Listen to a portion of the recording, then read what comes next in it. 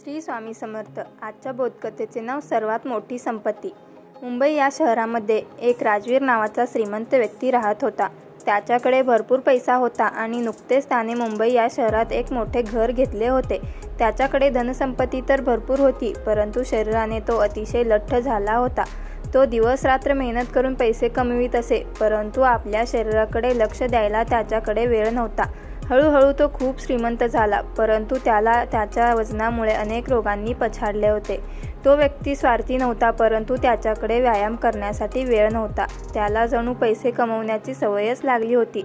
त्याला स्वतःसाठी वेळच मिळत नसे. शरीराकडे लक्ष न दिल्याने हळूहळू त्याचे शरीर कमजोर होऊ लागले. एक दिवस कामावरून थकून तो घरी आला. आज त्याचे डोके खूप दुखत होते, म्हणून तो सरळ आपल्या रूममध्ये जाऊन झोपी गेला. जेव्हा त्याच्या नोकराने त्याला जेवायला विचारले, तेव्हा भूक नाही म्हणून त्याने जेवायला नाही म्हटले. अर्ध्या रात्री त्याच्या डोक्यात अतिशय वेदना व्हायला लागल्या.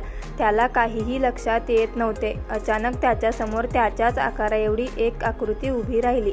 ती आकृती म्हणाली, "मी तुझी आत्मा आहे आणि आज मी तुझे शरीर सोडून जाणार आहे." तेव्हा तो माणूस भीत म्हणाला, "तू माझ्या शरीराला का सोडत आहे? माझ्याकडे भरपूर पैसा आहे व मी माझे संपूर्ण आयुष्य मेहनत केली आहे.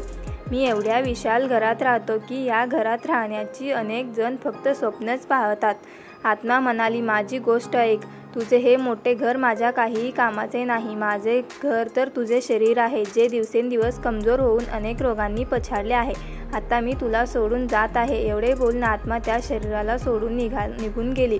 तात्पर्य: शरीर व चांगले स्वास्थ्य ही सर्वात मोठी संपत्ती आहे.